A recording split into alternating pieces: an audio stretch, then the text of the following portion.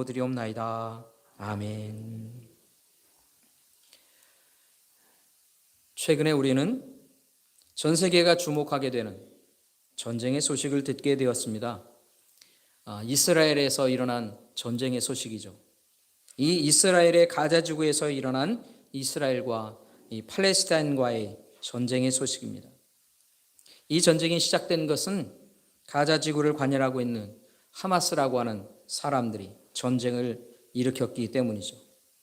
어떤 전쟁이건 그 전쟁을 일으킨 쪽에서는 분명한 목적을 가지고 있습니다. 그 목적을 이루기 위해 전쟁을 시작하게 된다는 것이죠. 이 하마스도 전쟁을 일으키는 데는 목적이 있었습니다. 전문가들의 분석에 의하면 강대국들로부터 자신들의 존재가 점점 잊혀지는 것을 못 견뎌했다는 것이에요. 이 상황을 바꾸기 위한 목적을 가지고 전쟁을 일으켰다는 것이죠. 중동 지역에서 가장 관심을 받아야 하는 것은 사우디나 이란과 같은 그런 나라가 아니라 바로 자신들. 이 이스라엘 간의 문제가 계속해서 진행되고 있는 자신들이 이 중동 지역의 핵심 과제라고 하는 그 사실을 세계인들이 잊지 않고 기억하도록 하기 위해 이 전쟁을 일으켰다. 이 무모한 전쟁을 시작했다 하는 것입니다. 이번 전쟁을 통해서 우리가 예측하는 것은 세계의 역사가 또 한 번 큰 변화의 물결을 받겠구나라고 하는 것이죠. 세계의 역사는 이처럼 의미 있고 큰 그 사건들을 통해 엄청난 변화의 일들을 맞게 되는 것을 우리가 보게 됩니다.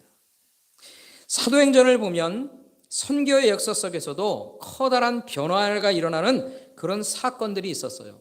특별히 우리가 읽었던 사건들 중에서도 큰 변화가 일어났던 사건이 하나 있었는데 어떤 사건인가? 그것은 바로 스데반의 사건이었습니다. 스데반의 순교 사건.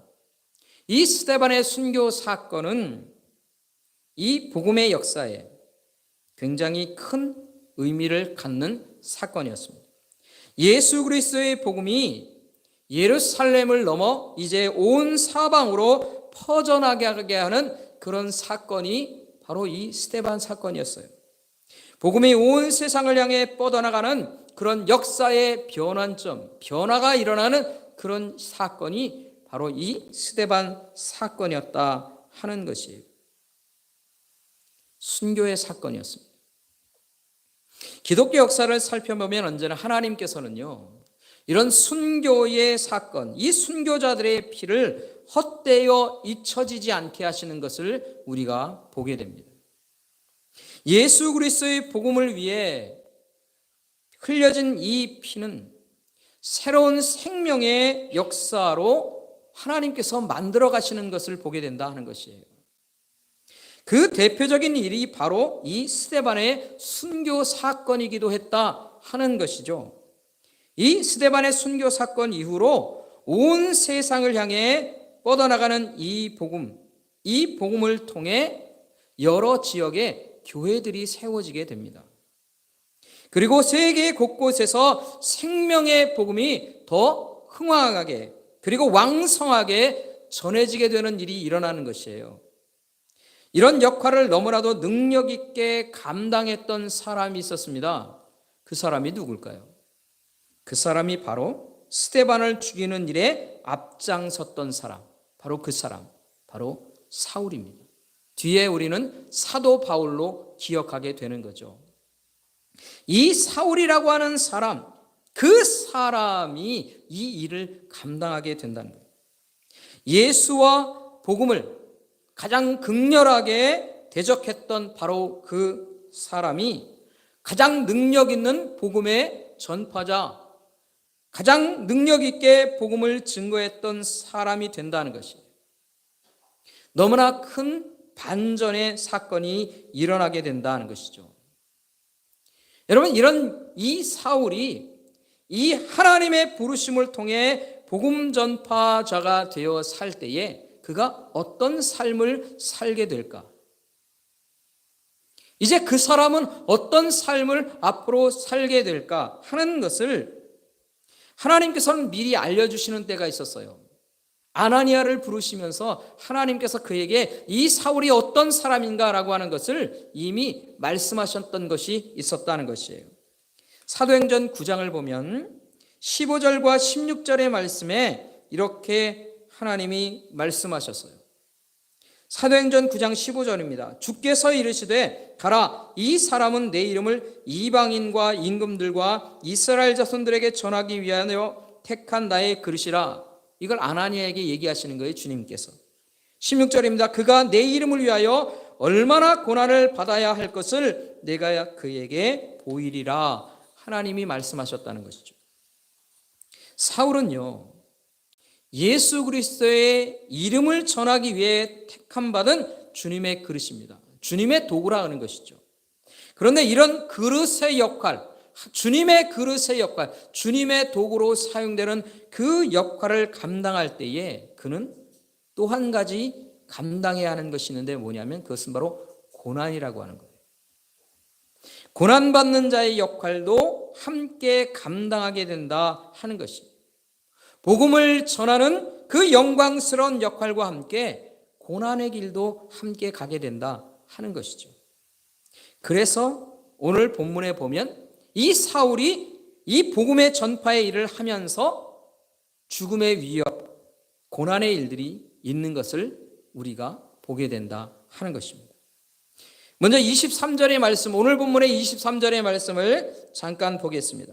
23절 말씀에 보면 여러 날이 지남에 유대인들이 사울 죽이기를 공모하더니 라고 말하고 있어요.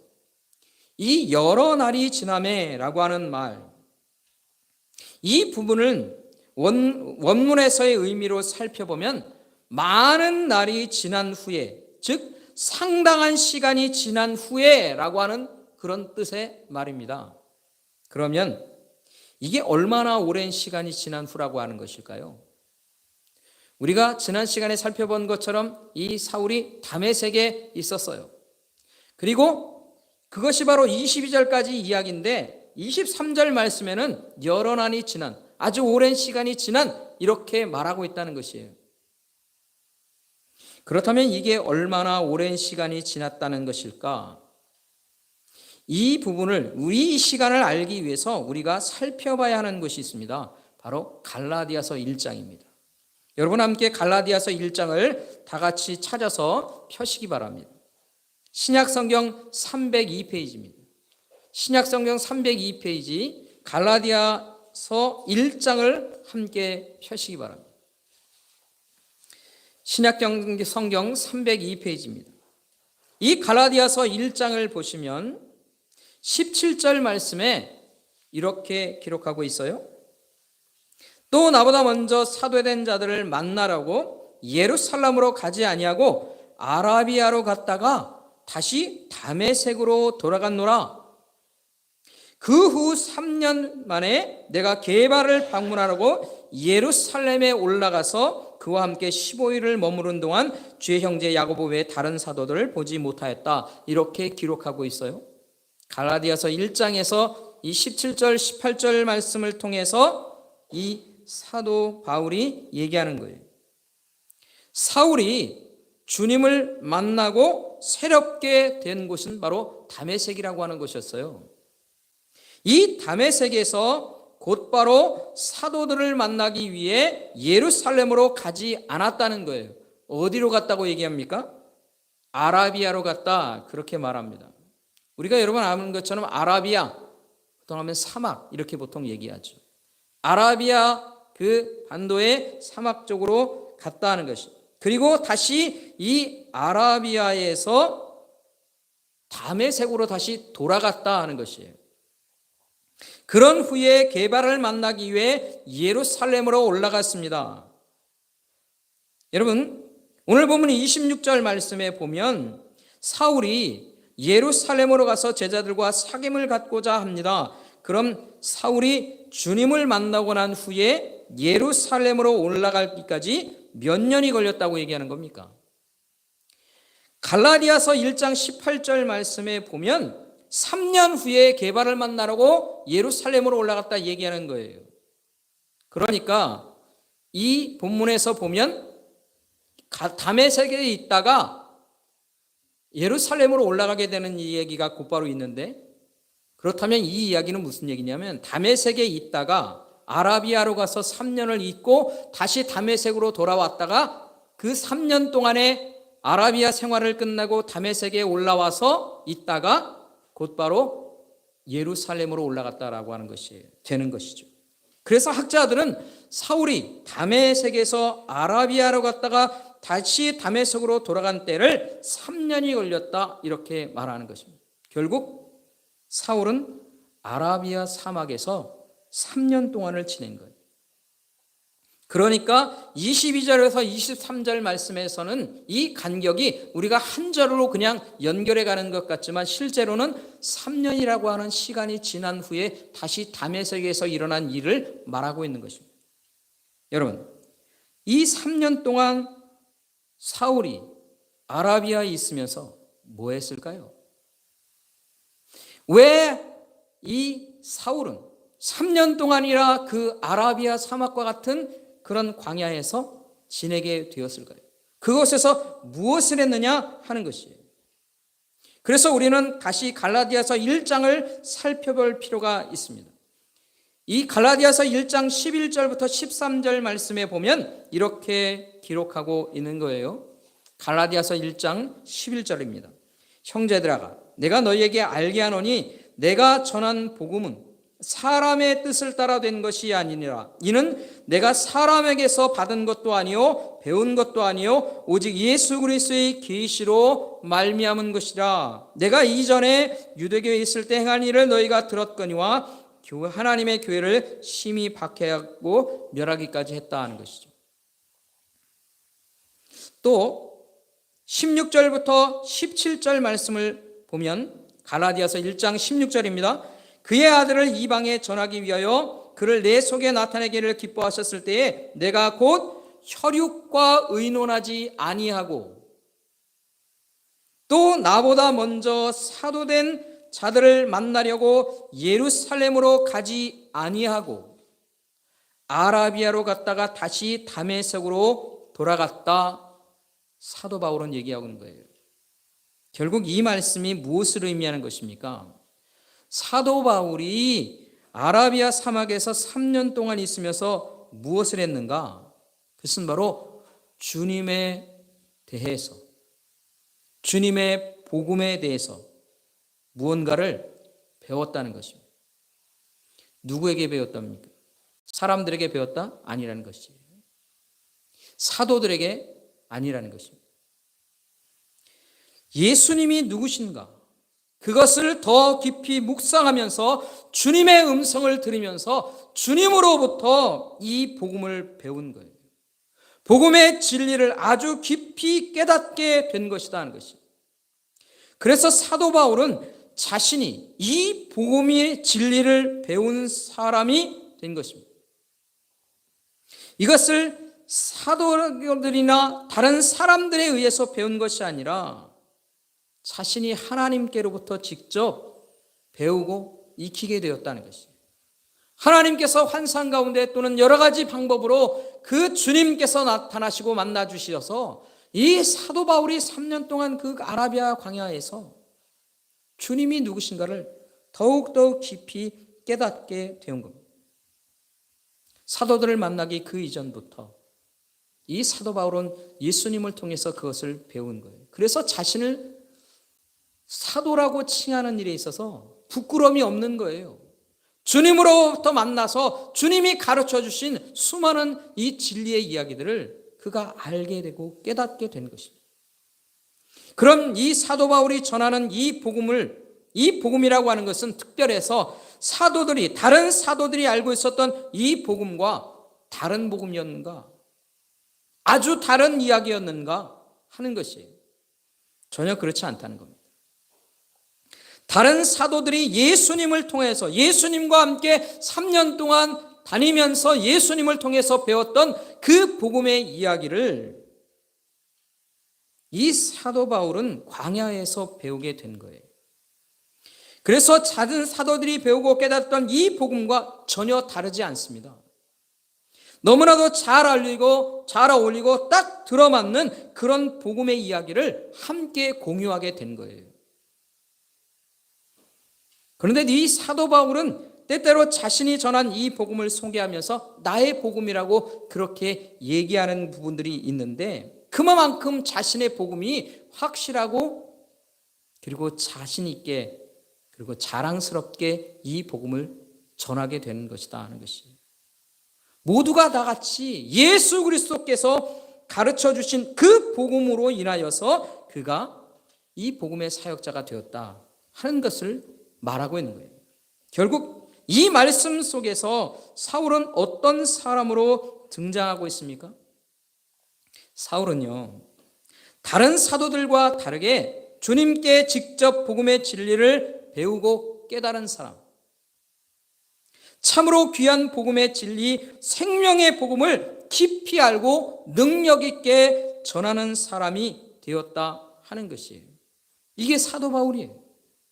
3년 동안의 일들이 그런 것들을 말하는 것입니다. 이처럼 복음을 깨달은 사울은요, 이 복음을 너무나도 소중한 것으로 알고 그것을 깨달은 것이 너무나 감사하고 기쁜 거예요.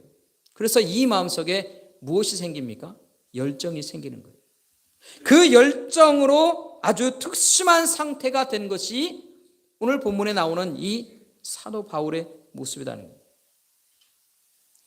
그래서 다메섹에서 능력 있게 복음을 전하게 된 거예요. 여러분, 그러다가 어떤 일을 당하게 됩니까? 오늘 본문에 보니까 23절, 24절의 말씀에 봅니다. 오늘 본문으로 다시 돌아오겠습니다. 오늘 본문의 23절과 24절의 말씀에 보면 이 사도 바울이 열정을 가지고 이 복음을 전할 때 이 다메섹에서 어떤 일을 당하게 되는가? 여러 날이 지남에 유대인들이 사울 죽이기를 공모하더니 그 계계가 사울에게 알려지니라. 그들이 그를 죽이려고 밤낮으로 성문까지 지키게 되었다 하는 것이, 죽음의 위기를 맞게 된 겁니다. 사울이 이 복음을 위해 자신이 열심으로 복음을 전하는데 그는 죽음을 당하게 되는 그런 위기 속에 빠지게 된 거예요. 그러나 다행히 그는 이 다메섹에서의 위기를 빠져나와 예루살렘으로 올라갈 수 있게 됩니다. 그리고 그곳에서 사도들과 함께 사귀고 교제하기를 원했어요. 이 갈라디아서 1장에 보니까 게바에게 보이고 싶고 야고보에게, 형제들에게, 사도들에게 함께 나아가길 원했던 것이죠. 그런데요, 사도들은 사울을 만나려고 하지 않았습니다. 왜 그럴까요? 왜 사도들은 이 사울을 만나려고 하지 않을까요? 그 이유가 뭘까요? 26절에 보면 이 사도들이 사울을 만나지 않는 이유가 등장하는데, 그것은 바로 그에게 믿음을 갖지 못했기 때문입니다. 사울을 믿지 못한 거예요. 그리고 그를 두려워했기 때문이다 하는 것입니다. 결국 이 사울은 어떤 사람이 되었습니까? 사도들에게 믿음을 주지 못하는 사람으로 남아있는 거예요. 그는 여전히 위험한 사람이라고 그렇게 평가되고 있다는 것입니다.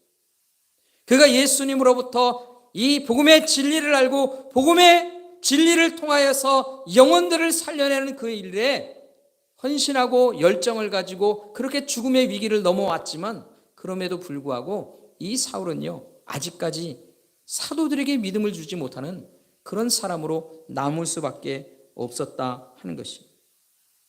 여러분, 지금 이 사울은 어떤 사람입니까? 예수님을 통해 3년 동안 배우면서 예수님이 누구신가를 깨달은 사람이었습니다. 예수 그리스도의 복음이 생명의 복음인 것을 깊이 아는 사람이 되었다는 거예요.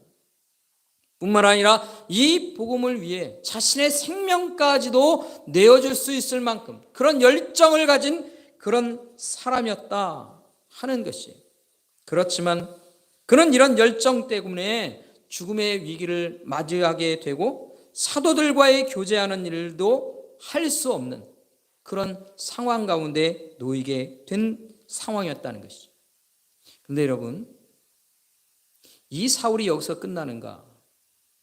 그렇지 않다는 것입니다. 이런 사울에게 함께하는 사람들이 나타난 것을 우리가 보게 돼요. 다메섹에서 믿음의 형제들이 그를 죽음의 위기에서 탈출하도록 했습니다. 뿐만 아니라 이 예루살렘에 올라왔을 때에 그가 사도들과 교제하고 싶어 하지만 사도들은 그를 아직도 거부하고 있어요. 그럴 때에 나서는 사람이 있었어요. 그가 누구냐면 바로 바나바라고 하는 것입니다. 이 바나바가 사도들과 교제할 수 있도록 다리를 놓아주는 것을 오늘 본문을 통해 보게 됩니다. 27절 말씀 우리 같이 한번 읽어볼까요? 우리 다 함께 27절의 말씀을 함께 읽어보도록 하겠습니다. 다 같이 27절의 말씀 함께 하겠습니다. 함께 합니다. 시작. 바나바가 데리고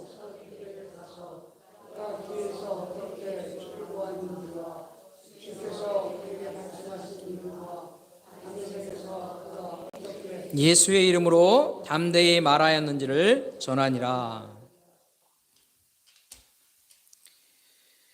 이 사울이 이 예루살렘에 올라왔을 때에 이 예루살렘에서 그를 새롭게 이끌어가는 사람이 바로 바나바가 있었다는 것이죠. 이 바나바를 통해 이 사도들과 함께 다시 만나게 되고 교제하게 된다는 것이죠. 그래서 여기서 예루살렘에서 이제 복음을 다시 증거하는 사람이 된 겁니다. 그래서 예루살렘에서 능력 있게 복음을 전합니다. 그런데 이 복음을 전할 때 또다시 사울을 죽이겠다고 하는 사람들이 나타나는 거예요. 죽음의 위기를 또다시 만납니다. 그러나 이번에도 예루살렘에 있는 형제들이 그를 보호합니다. 그리고 이것을 알고 사울을 가이사랴로 보내고 그리고 또다시 그의 고향이 있던 다소로 보내게 되었다. 그것이 오늘 본문의 이야기인 것입니다. 사랑하는 성도 여러분, 오늘 우리는 이 말씀 속에서 우리가 깨달아야 하는 영적인 교훈이 있어요. 그것이 무엇일까를 생각합니다. 그것은요, 주님의 생명의 복음을 능력 있게 전하는 일에는 언제나 함께하는 사람들이 있다는 것이에요. 사울이 참으로 능력 있는 복음 전함파자, 복음을 전하는 사람이었습니다. 그는 예수님으로부터 직접 이 복음이 무엇인지, 예수 그리스도가 누구신지를 직접 깨달을 수 있는 그런 놀라운 은혜를 입기도 했어요. 그런데 이런 능력 있는 복음 전파자인 사울도 혼자만의 힘으로 이 일을 감당할 수가 없었던 것을 우리가 보게 됩니다. 그에게는요, 죽음의 위기도 있어요. 그를 죽이겠다고 달려드는 수많은 사람들이 있다는 것이, 그럴 때마다 협력하고 함께 힘이 되어주는 그 형제들이 그들과 함께하고 있다는 것이, 이 사울과 함께하고 있음을 보게 됩니다. 사울을 죽음의 위기 속에서 살리는 형제들이 있었고, 사울을 보호하고 피난시키는 일에 위험을 함께 무릅쓰고 이 사울을 살려내는 그런 형제들이 있었습니다. 뿐만 아니라 바나바와 같은 그런 용기 있는 믿음의 사람들이 있었다 하는 것이에요. 여러분, 이 바나바가 용기 있는 사람, 믿음의 사람이었을까요? 예, 그렇습니다. 그것을 우리가 어떻게 알 수 있습니까? 여러분, 한번 생각해 보세요. 이 바나바가 사울을 만날 때 그에게는 사울에 대한 믿음이 그렇게 강했을까요? 처음부터 그 바나바가 이 사울을 믿고 있었느냐는 것이, 그에게는 두려운 마음이 없었을까요? 분명히 이 바나바에게도요, 이 다른 사도들과 마찬가지로 사울에게 대한 믿음이 없었을 것이에요. 이 사람이 다메섹에서 그런 일을 했다고 하는데 이 사람이 혹시 거짓말로 꾸며내는 일은 아닐까 생각하는 거예요. 왜? 무엇 때문에? 사도들을 잡아들이려고. 이 사람이 거짓으로 이런 연극 같은 일들을 꾸미면서 거짓되게 그렇게 행하면서 사도들을 한꺼번에 잡아다가 대제사장에 넘겨주려고 그렇게 하는 사람이 아니겠느냐? 이 바나바도 의심할 수 있었을 거예요. 왜? 그런 일을 위해서 열심을 내었던 사람이지 않습니까? 스데반을 죽이는 일에까지 나섰던 사람이 바로 이 사울이잖아요. 그것을 알기 때문에 함부로 나설 수가 없었을 거예요. 믿음을 갖기가 쉽지 않았을 것이라는 거예요. 거짓으로 꾸며낸다고 하는 그 의심을 떨쳐버릴 수가 없죠. 뿐만 아니라 두려운 마음도 있었을 거예요. 내가 이 사울 때문에 두려운 일들을 당하지 않을까. 그런 거죠. 그럼에도 이 바나바는 사울을 믿고 그 두려운 마음을 잠재우고 그리고는 이 사울의 손을 붙들고 사도들에게로 나가게 되는 것이죠. 그와 먼저 교제하게 만든 것입니다. 그리고 이 바나바가 사울의 인도자가 되고 사도들에게 이 사울을 통하여서 함께 협력할 수 있도록 그 길을 열어주고 있는 것이죠.